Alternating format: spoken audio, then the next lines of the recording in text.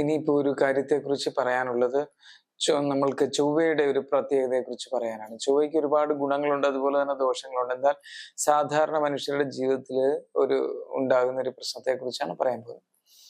ദാർശനിക തലത്തിലുള്ള പ്രാധാന്യം ചൊവ്വ എപ്പോഴും അങ്ങനെ നൽകുന്നില്ല. വസ്തുനിഷ്ഠമായ ജീവിതത്തിനാണ് പ്രാധാന്യം ചൊവ്വ കൊടുക്കുന്നത്.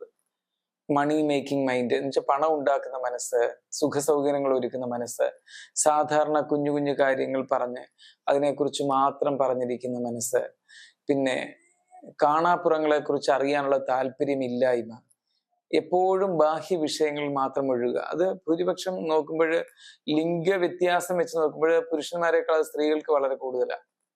കുഞ്ഞു കുഞ്ഞു കാര്യങ്ങളിൽ മാത്രം അവരിങ്ങനെ നിൽക്കും. പുരുഷന്മാർക്കും ഉണ്ട്, എങ്കിലും കൂടുതൽ സ്ത്രീകൾക്കാണ് അത് വരുന്നത്. ഇതെല്ലാം ചൊവ്വയുമായി ബന്ധപ്പെട്ടാണ് കൂടുതൽ പറയേണ്ടത്. ചൊവ്വ എന്താണ്, അങ്ങനെ സ്ത്രീകൾക്ക് പ്രത്യേകിച്ച് എന്തെങ്കിലും പ്രാധാന്യം കൊടുക്കുന്നുണ്ടോ എന്നൊക്കെ ചിന്തിക്കേണ്ടതുണ്ട്. ചൊവ്വ ഏത് രാശിയിലാണ് നിൽക്കുന്നത്, ബലവാനാണോ അല്ലയോ എന്നെല്ലാം നമുക്ക് ചിന്തിക്കേണ്ടത്. ഇപ്പോൾ തന്നെ ഈ വീഡിയോയിലൊക്കെ ഇടുമ്പോൾ ചിലർ പറയുന്നത് എനിക്ക് മനസ്സിലാവുന്നില്ല, അല്ലെങ്കിൽ മനസ്സിലാകുന്നില്ല, പൂർണ്ണത വേണം, പൂർണ്ണത കിട്ടുന്നില്ല എന്നൊക്കെ പറയുന്നതിന്റെ കാര്യം, ഏതൊരു വിഷയത്തിനെയും അവർക്ക് ബാഹ്യമായ ഉദാഹരണത്തിലൂടെ പറയണം. ബാഹ്യമായ ഉദാഹരണത്തിലൂടെ മാത്രം അല്ലാത്തതിനെ ഗ്രഹിക്കാനുള്ള ബ്രെയിൻ ഇല്ലായ്മ. അവിടെയാണ് ശനിയുടെയും ബുധന്റെയും അനുഗ്രഹത്തെ കുറിച്ച് നമ്മൾ ചിന്തിക്കേണ്ടത്. ശനിയുടെയും ബുധന്റെയും അനുഗ്രഹം ഇല്ല എങ്കിൽ ബാഹ്യമായി കാണാനും കേൾക്കാനും മാത്രം കഴിയുന്ന വിഷയത്തിൽ ഉറച്ചു നിന്നുകൊണ്ടായിരിക്കും അവരുടെ പോക്ക്. കാണാനും കേൾക്കാനും കഴിയുന്നതിനപ്പുറമുള്ള ലോജിക്ക് ഉപയോഗിക്കേണ്ടതായ, അല്ലെങ്കിൽ ഭാവന ഉപയോഗിക്കേണ്ടതായ കാര്യങ്ങളെ കുറിച്ചൊന്നും അവർക്ക് തലയിൽ കയറുകയില്ല, അത് മനസ്സിലാവുകയില്ല. അതൊരു വലിയ വിഷയമാണ്. എന്നാൽ ഭാരതീയ സംസ്കാരത്തിൽ ഊന്നി നമ്മൾ നിന്നുകൊണ്ട് കാര്യങ്ങളെല്ലാം നോക്കുമ്പോഴെല്ലാം അത്തരം കാര്യങ്ങൾക്കാണ്, അതിലേക്കാണ് വിരൽ ചൂണ്ടുന്നത്. ഈ പൂർണ്ണതാ ബോധം അഥവാ sense of completeness, super consciousness, ഇങ്ങനെയുള്ള അതിബോധം, ബോധാതീതം, മോക്ഷം, ബ്രഹ്മകർമ്മ സമാധി, കർമ്മസമാധി, ഇങ്ങനെയുള്ള വിഷയാനുബന്ധിയായ സമാധിയാവസ്ഥ, ഇതെല്ലാം നമ്മൾ ചിന്തിക്കുമ്പോഴെല്ലാം ബോധാതീതത്തിലേക്കുള്ള വഴിയാന്ന് വെച്ചാൽ ദാർശനിക തലത്തിലുള്ള ഈ ദാർശനിക തലത്തിലേക്കുള്ള ചിന്തയ്ക്ക് സാധാരണഗതിയിൽ ചൊവ്വ ഉപകരിക്കുന്നതേ ഇല്ല. ശനിയുടെയും ബുധന്റെയും കൂടെ ഒരു സാന്നിധ്യം വേണം. എന്നാൽ ചൊവ്വ ശനിയോടൊപ്പം നിൽക്കുകയോ ഏതെങ്കിലും പ്രത്യേക രാശിയിൽ, അങ്ങനെ പറയുമ്പോൾ പിന്നെ ഞാൻ ജ്യോതിഷം പഠിപ്പിക്കലായി പോകും, അതിലേക്ക് ഞാൻ വരുന്നില്ല. ചൊവ്വ ശനിയോടൊപ്പം നിൽക്കുകയോ ചില പ്രത്യേക രാശികളിൽ, പ്രത്യേക ലഗ്നങ്ങളിൽ, പ്രത്യേക ഭാവങ്ങളിൽ എന്നൊക്കെ പറയാം, അങ്ങനെയൊക്കെ നിന്നാൽ ചൊവ്വ ആ തരത്തിൽ ദോഷം വരാതിരിക്കുകയും, എന്നാൽ പൊതുവായി നോക്കുമ്പോൾ ചൊവ്വ കുറേയേറെ ഇതുപോലുള്ള വസ്തുനിഷ്ഠതയ്ക്ക് മാത്രം പ്രാധാന്യം കൊടുത്തു പോകുന്ന രീതിയെ കാണിച്ചു തരികയും ചെയ്യും. ഭൂരിപക്ഷം പേരും അങ്ങനെ തന്നെയാണ്. ആർക്കും തന്നെ ഇപ്പൊ ഒരു വിഷയം കേട്ട് കഴിഞ്ഞാൽ അതിന്റെ അവസാനം അറിയുക എന്നുള്ള, അങ്ങനെ അവസാനമില്ല. കാരണം ഏതൊരു കാര്യത്തിനും ഒരു അവസാനമില്ല, ഇനി അതിനപ്പുറത്തേക്ക് മറ്റൊരു ലോകമുണ്ട്. അങ്ങനൊക്കെ ഉള്ള ഒരു വിഷയത്തെ അവർക്ക് അറിയാൻ താല്പര്യമില്ല. അതിന്റെ പൂർണ്ണത എന്താണ്, ഈ കടൽ എവിടെ ചെന്ന് അവസാനിക്കും, അല്ലെങ്കിൽ ഈ പുഴ എവിടെ ചെന്ന് അവസാനിക്കും, അങ്ങനെ ഓരോ വസ്തുവിന്റെയും അവസാനത്തെ അറിയുന്നതായ രീതിയിലേക്ക് പൂർണ്ണത വേണമെന്ന് ചിന്തിക്കുകയും, ദുരൂഹവും ദാർശനികവും അജ്ഞാതവുമായിരിക്കുന്ന കാര്യങ്ങളിലേക്കുള്ള ശ്രദ്ധയില്ലാതിരിക്കുകയും, ബാഹ്യ ജീവിതത്തിന്റെ സുഖങ്ങളെ മാത്രം അവലംബിച്ച് ചിന്തിക്കുകയും ചെയ്യും. ചൊവ്വ അനുഗ്രഹ രാശികളിലല്ല എങ്കിൽ, എന്ന് വെച്ചാൽ ചൊവ്വ കൂടുതൽ ഗുണകരമായ രാശിയിലല്ല എങ്കിൽ അവർക്ക് എപ്പോഴും ഈ കാണപ്പെടുന്ന കുഞ്ഞു കുഞ്ഞു കാര്യങ്ങളിൽ മാത്രം സുഖം ലക്ഷ്യമാക്കി നീങ്ങുന്ന ഒരു മനസ്സേ കൊടുക്കുകയുള്ളൂ. അവർക്ക് അതിനപ്പുറത്തേക്ക് യാതൊരു വിധത്തിലുള്ള ചിന്തയും പോകില്ല. ധർമാധർമ്മ ബോധം ഒന്നുമേ കാണുകയില്ല. ചൊവ്വ ഏതെങ്കിലും രാശിയിൽ, ഏതെങ്കിലും എന്ന് വെച്ചാൽ ചില രാശികളിൽ, ചില പ്രത്യേക ഭാവങ്ങളിൽ, ചില പ്രത്യേക ഗ്രഹങ്ങളോടൊപ്പം, അതിനെ വിശദീകരിക്കുകയാണെങ്കിൽ നമുക്ക് 7-8 എപ്പിസോഡെങ്കിലും ചെയ്യേണ്ടതായിട്ട് വരും. ഇങ്ങനെ മനസ്സിലാക്കുക. അതിന് കൂടുതൽ വിശദീകരണം ഉണ്ടെങ്കിൽ, ആധികാരികതയോടുകൂടി അറിയണമെങ്കിൽ സമീപിക്കുക, അല്ലെങ്കിൽ എന്നെ സമീപിക്കുക. അതുപോലെയുള്ള അതേപോലെ ആധികാരികമായി ആ വിഷയത്തെക്കുറിച്ച് മറുപടി പറയാൻ സാധ്യതയുള്ളവരായിട്ടാരെങ്കിലും ഉണ്ടെങ്കിൽ അവരെ സമീപിക്കുകയോ ചെയ്യുക. എല്ലാം എണ്ണി എണ്ണി പറയുക എന്നുള്ളതല്ല അവിടുത്തെ വിജയം. ചൊവ്വ ഇങ്ങനെ ഒരു ക്രൂരതയാണ് കാണിക്കുന്നത്. എന്ന് വെച്ചാൽ അതുപോലെ പരുഷമായി സംസാരിക്കുക, പുച്ഛിക്കാതിരിക്കാനേ ഒക്കെ ഇല്ല. അസൂയ വരിക, അസൂയ വരുന്ന ചില പ്രത്യേക നക്ഷത്രങ്ങളും ഉണ്ട്. ചൊവ്വയുടെ രാശികളിൽ തന്നെ ഉള്ള നക്ഷത്രങ്ങളിൽ ചിലതുണ്ട് വളരെ ചൊവ്വയുടെ രാശി വരുന്ന മേടം രാശിയും വൃശ്ചികം രാശിയിലും. ആ രണ്ട് രാശികളിലെയും ചില നക്ഷത്രങ്ങൾക്ക് അസൂയ വന്നു കഴിഞ്ഞാൽ യാതൊരുവിധ ലെവലുമില്ല.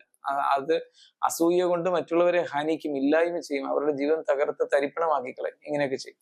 അതിലെ മേടം രാശിയിലെ ചില ഗ്രഹങ്ങൾ വളരെ ശ്രദ്ധിക്കണം. ഗ്രഹനില വരാതിരിക്കുകയും ചൊവ്വ അനിഷ്ടരാശിയിൽ പോയി നിൽക്കുകയും രാഹുവും ചൊവ്വയും യോഗം ചെയ്ത് നിൽക്കുകയൊക്കെ ചെയ്തു കഴിഞ്ഞാൽ പിന്നെ അവര് മറ്റുള്ളവർക്ക് വരുത്തി വയ്ക്കുന്ന നാശത്തിന് യാതൊരുവിധ കണക്കുകളുമില്ല. അപ്പൊ അതിൽ ഏതൊക്കെ നക്ഷത്രങ്ങളാണെന്നുള്ളത് അതിനകത്ത് ഗുപ്തമാണ്, ഞാൻ എടുത്ത് പറയുന്നില്ല.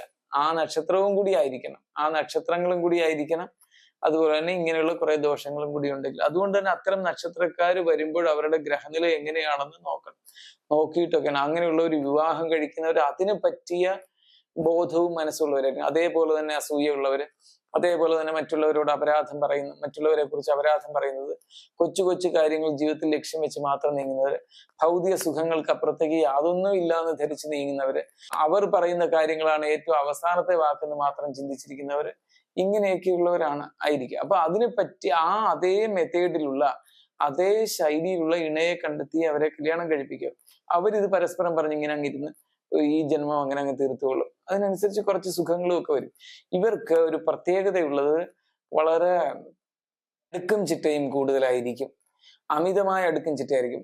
അവരുടെ മനസ്സ് എല്ലാ തോന്നിവാസങ്ങളും ഉള്ളതായിരിക്കാമെങ്കിലും അസൂയ, കുശുമ്പ്, മറ്റുള്ളവരുടെ നാശത്തിന് വേണ്ടി ആഗ്രഹിക്കുന്ന ഹിംസാത്മകമായ മനോഭാവം, ഇതെല്ലാം ഉണ്ടെങ്കിൽ പോലും അവർ പ്രത്യക്ഷത്തിൽ വളരെ മനോഹരമായി ചിരിക്കുകയും മധുരവാക്കുകൾ സംസാരിക്കുകയും ഒത്തുവന്നാൽ ക്രൂരമായി, രഹസ്യമായി ക്രൂരമായി പെരുമാറുകയും അവർക്ക് വേണ്ടാത്തതായ, അവർക്ക് വേണ്ടുന്നതല്ല, അവർക്ക് വേണ്ടാത്ത, അവരെ നശിപ്പിക്കത്തക്ക എല്ലാ വേലകളും വയ്ക്കുകയും ഒക്കെ ചെയ്യുന്നവരായിരിക്കും. എന്നാൽ അടുക്കും ചിട്ടയും ഗൃഹശുചിത്വം, ഓരോ കാര്യങ്ങളും ചെയ്യേണ്ട രീതിയിൽ തന്നെ ചെയ്യുക, കൃത്യമായി ചെയ്യുക, ഇങ്ങനെയൊക്കെ എല്ലാം കാണാം. നമുക്ക് അവരെ ചെന്ന് നമ്മൾ അതിശയിക്കും അവരുടെ ബാഹ്യ ജീവിത വ്യവസ്ഥ കാണുമ്പോൾ. അതുകൊണ്ട് തന്നെ അവർ ധാരാളം ധനം നേടുന്നവരും സ്വസ്ഥ ജീവിതം ബാഹ്യമായ തലത്തിൽ കൊണ്ടുവന്നവരായിരിക്കും. ആന്തരികമായിട്ട് സ്വസ്ഥതയൊന്നുമില്ല. അവർക്കൊരു പ്രശ്നം വന്നു കഴിഞ്ഞാൽ അവർ വെള്ളം കുടിക്കും. അങ്ങനെയുള്ളപ്പോഴാണ് ആചാര്യനെയും ജ്യോത്സ്യനെയും ഒക്കെ അവർ സമീപിക്കാനായിട്ട് തയ്യാറാവുന്നത്. അതും കൂടി നമ്മൾ അറിയേണ്ടത്. ഈ ആളുകളുടെ ഡയലോഗുകൾ കേൾക്കുമ്പോൾ, ആളുകൾ പറയുന്നത് കേൾക്കുമ്പോൾ ഇതിനെന്നെ ഒത്തിരി സഹായിച്ചിട്ടുണ്ട്. ഈ സോഷ്യൽ മീഡിയയിൽ മറ്റുള്ളവർക്ക് വരുന്ന അഭിപ്രായങ്ങളും ഒക്കെ, ഈ പല ആത്മീയ ഗുരുക്കന്മാരുടെയും വീഡിയോ വരുമ്പോഴും ഇടുന്ന ഡയലോഗ്, കമന്റ്, അതുപോലെ തന്നെ അല്ലാത്ത രാഷ്ട്രീയ കമന്റുകൾ, ഓരോ ദേശത്തിന്റെ വ്യത്യാസം, വിഭാഗങ്ങളുടെ വ്യത്യാസം, ഇതെല്ലാം നമ്മൾ ചിന്തിക്കണം.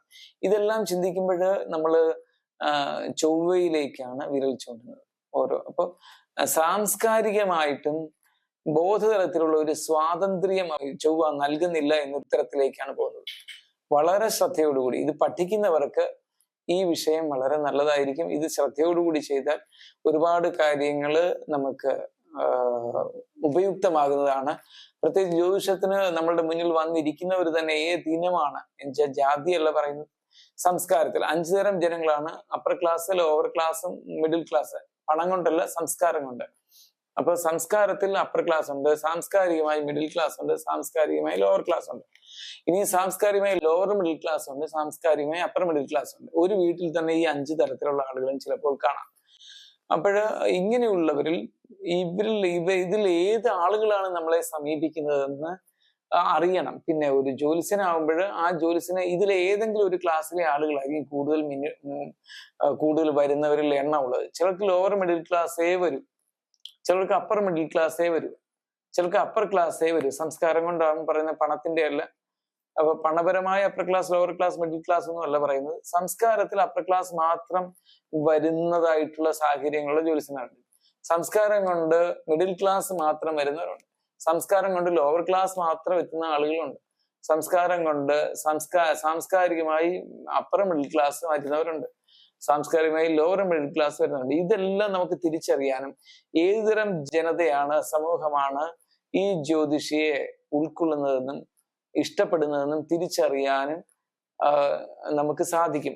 അവിടെ നമ്മൾ വരുന്നവരുടെ ഗ്രഹനിലയിൽ ചൊവ്വ നിൽക്കുന്ന രാശിയെ പഠിച്ചാൽ മതി. ഇത് ജ്യോത്സ്യന്മാർക്കൊരു പഠിച്ചു വരുന്ന പിള്ളേർക്ക് ഇത് നല്ല ഒരു ഇൻഫർമേഷൻ ആണ്. ചൊവ്വ നിൽക്കുന്ന രാശി, നിങ്ങളുടെ മുന്നിലേക്ക് എത്തുന്ന വ്യക്തി ഏത് സംസ്കാരം, ഒരു വീട്ടിൽ തന്നെ ഈ 5 സംസ്കാരത്തിലുള്ളവരും കാണാം. അപ്പൊ അതുകൊണ്ട് നമ്മൾ ഇതേത് സാംസ്കാരികമായ ഏത് തരത്തിലുള്ളതാണെന്ന് ആ ചൊവ്വയെ അപഗ്രഥനം ചെയ്ത് പഠിക്കണം. അങ്ങനെ കുറേയേറെ പഠിക്കുമ്പോഴും നമുക്കൊരു കാര്യം മനസ്സിലാകും, നമ്മളോട് ആകർഷിക്കുന്ന ഇതിൽ ഏതൊരു വിഭാഗപ്പെടുന്നവരാണെന്നുള്ളത്. അത് ജാതി മത ഭേദമന്യേ ഇത്തരം 5 തരത്തിലുള്ള ജനമുണ്ട്. ഇത് തിരിച്ചറിയാനും സാധിക്കും. അപ്പൊ കമന്റ്സ് വരുമ്പോഴും ആ കമന്റ്സിലൂടെയും നമുക്ക് ധാരാളം കാര്യങ്ങൾ പഠിക്കാനുണ്ട്. പുതിയ പുതിയ കാര്യങ്ങൾ എങ്ങനെയാണ് പറയേണ്ടത്, ഞാനും ഇപ്പോഴും പുതിയ പുതിയ കാര്യങ്ങൾ വീണ്ടും വീണ്ടും സൂക്ഷ്മതയിലേക്ക് പോയിക്കൊണ്ടിരിക്കുക, പഠിച്ചുകൊണ്ടേയിരിക്കുക. എന്ന് വെച്ചാൽ ഇതുവരെ പഠിച്ചതൊന്നും പോരാ, അതിനും അപ്പുറത്തേക്ക്, അതിന്റെ അതീവ സൂക്ഷ്മതയിലേക്കാണ് പോകുന്നത്. ജ്യോതിഷത്തിന്റെ അതീവ സൂക്ഷ്മതയിലേക്ക് പോകുമ്പോൾ നമുക്ക് ഇത്തരം ഒരു പഠനവും നല്ലതാണ്. ഇത് പൊതുവേദിയിലിരിക്കുന്ന ആളുകൾക്കും ആവശ്യമാണ്.